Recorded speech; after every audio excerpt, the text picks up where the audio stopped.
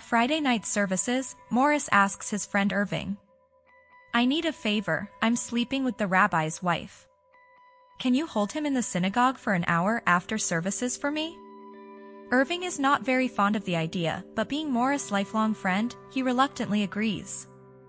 After services, he strikes up a conversation with the rabbi, asking him all sorts of stupid questions, just to keep him occupied. After some time, the wise rabbi becomes suspicious and asks, "Irving, what are you really up to?"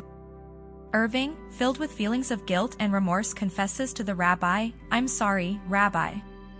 My friend is sleeping with your wife right now, so he asked me to keep you occupied." The rabbi smiles, puts a brotherly hand on Irving's shoulder and says, "You better hurry home, Irving. My wife died 2 years ago."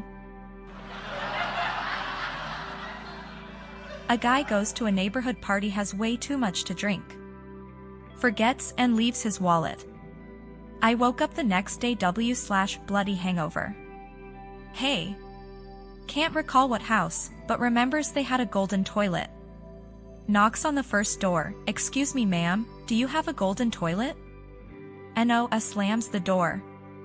Second door, "Excuse me, do you have a golden toilet? Get lost." Slams door. Finally, get to the last and 15th house on the block, "Excuse me ma'am, do you have a golden toilet?" "Hey Harry, here's the guy who crapped in your tuba." When our air conditioner broke down, we called for a serviceman to come and take a look at it. It turned out to be a high school classmate of my husband's named Love. He said next time we needed any repairs to ask for him. The next year when we needed service again, we requested Mr. Love. I took the day off from work and waited for him to arrive. After he had worked on our air conditioner, he left his work order behind. It had my name and said, "Wants Love in afternoon." As Gail was getting to know Jim and his family, she was very impressed by how much his parents loved each other. "They're so thoughtful," Gail said. "Why, your dad even brings your mom a cup of hot coffee in bed every morning." After a time, Gail and Jim were engaged, and then they married. On the way from the wedding to the reception, Gail again remarked on Jim's loving parents and even the coffee in bed. "Tell me," she said, "does it run in the family?" "It sure does," replied Jim. "And I take after my mom." I'm getting to be 75 years old, and it's quite apparent that I haven't gotten comfortable with what the mirror tells me my age is. A while back, I was going to a medical specialist. While I was waiting to see him, I saw all his diplomas, awards, and degrees on the wall. I noticed that he had apparently attended the same high school that I did. I was curious what year he was in, or if we had gone at the same time. I graduated in 1967. When he came in, he looked like he was too old to have been in the same class as me, but I asked him what year he had graduated. 1967, came the reply. "No way. You were in my class." "Really?" he asked, enthusiastically. "What did you teach?" Two young guys appear in court after being arrested for smoking dope.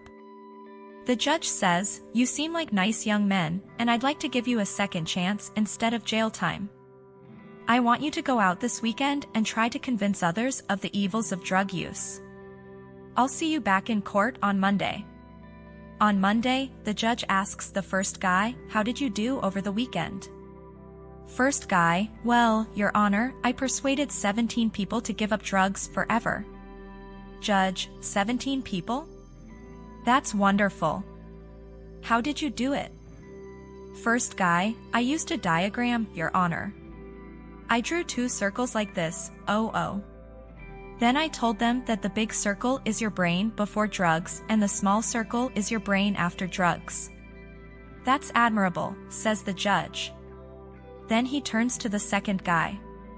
"And how did you do?" Second guy, "Well, Your Honor, I persuaded 156 people to give up drugs forever." "Wow," says the judge. 156 people.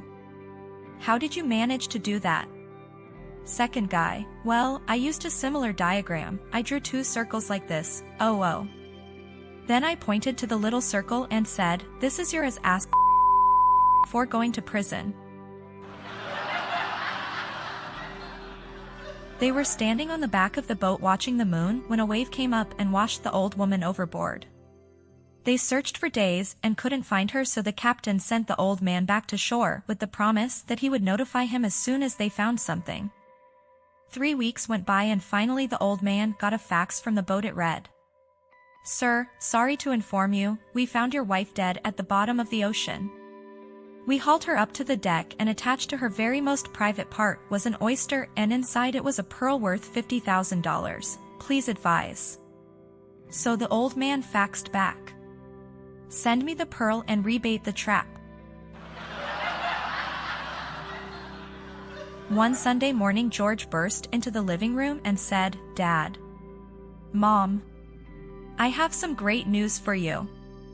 I am getting married to the most beautiful girl in town. She lives a block away and her name is Susan." After dinner, George's dad took him aside. "Son, I have to talk with you. Look at your mother, George. She and I have been married 30 years, she's a wonderful wife and mother, but she has never offered much excitement in the bedroom, so I used to fool around with women a lot.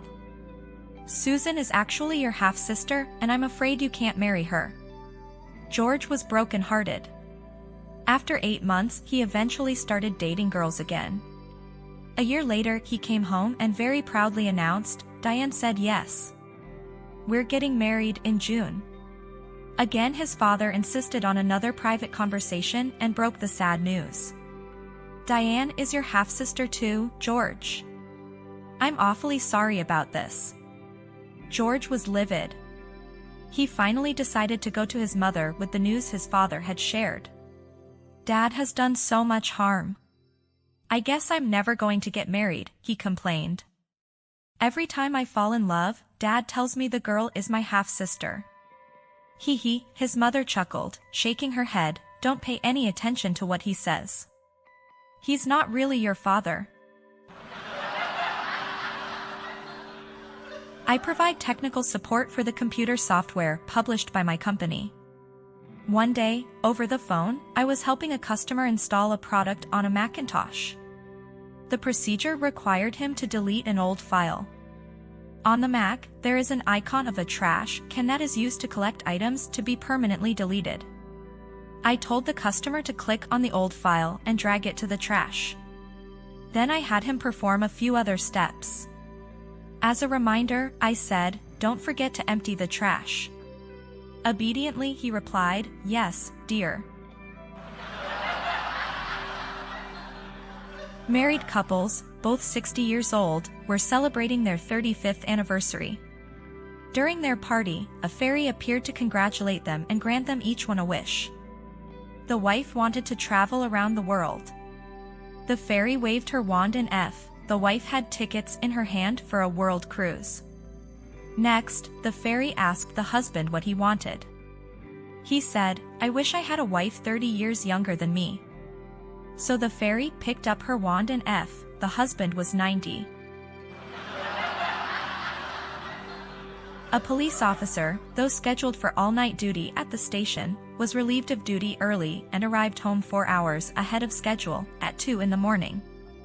Not wanting to wake his wife, he undressed in the dark, crept into the bedroom and started to climb into bed.